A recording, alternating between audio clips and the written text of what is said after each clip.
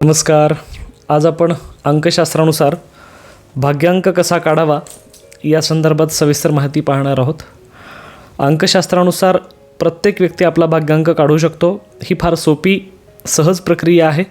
आपण भाग्यांक कसा काढायचा या संदर्भात गणित पाहण्यापूर्वी आपल्या अंकशास्त्रानुसार जो भाग्यांक आपल्याला दिलेला असतो, आपला जो भाग्यांक असतो तो एका विशिष्ट ग्रहाचं प्रतिनिधित्व करतो. म्हणजे 1 पासून ते 9 पर्यंत जे अंक आहेत ते संपूर्ण विशिष्ट ग्रहांचे प्रतिनिधित्व करतात.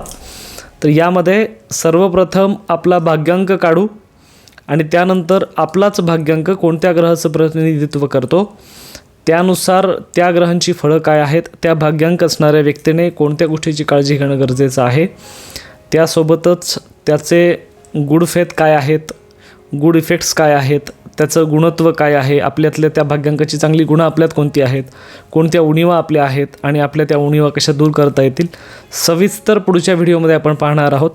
तुर्तास आज आपण फक्त इतकंच पाहू की भाग्यांक कसा काढायचा. यामध्ये मी एक गणित कागदावरती मांडलं आहे.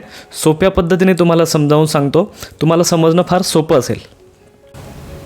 आता आपण पाहतोय की भाग्यांक कसा काढायचा. उदाहरणासाठी ही जन्मतारीख आहे 22 नोव्हेंबर 1986. आता आपल्याला जन्मतारखेच्या संपूर्ण अंकांची बेरीज करायची आहे. 2 + 2 + 1 + 1 हा 1 + 1 महिन्याचा संदर्भ आहे. 1986च्या 4ही अंकाची बेरीज केली म्हणजे संपूर्ण अंकांची बेरीज करून त्याची एकूण आली आहे 30.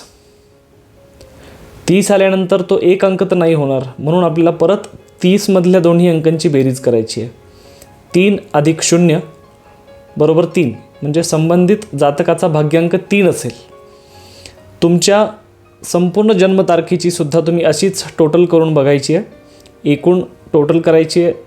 2 अंकी संख्या आली असेल तर परत त्या दोन्ही अंकी संख्यांची बेरीज करून 1 अंक येईपर्यंत बेरीज करायची आहे. जो शेवटी 1 अंक येईल तो तुमचा भाग्यांक असेल.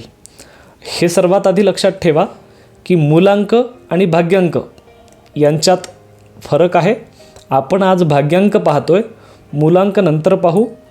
आज तुम्हाला मी भाग्यांक समजावून सांगण्याचा प्रयत्न केला आहे. यानंतर प्रत्येक भाग्यांकानुसार सविस्तर माहिती आपण घेणार आहोत. तुर्तास हा व्हिडिओ आपल्याला लाईक करावा लागेल, सबस्क्राईब करावं लागेल, जेणेकरून तुमच्या लाईक आणि सबस्क्राईबची प्रेरणा मिळून आपल्याला परत चांगलं कार्य करण्याची प्रेरणा मिळेल. आपण चांगलं कार्य अजून करू, आपल्याला अजून नवनवीन माहिती ऐकायला मिळेल. तुर्तास धन्यवाद.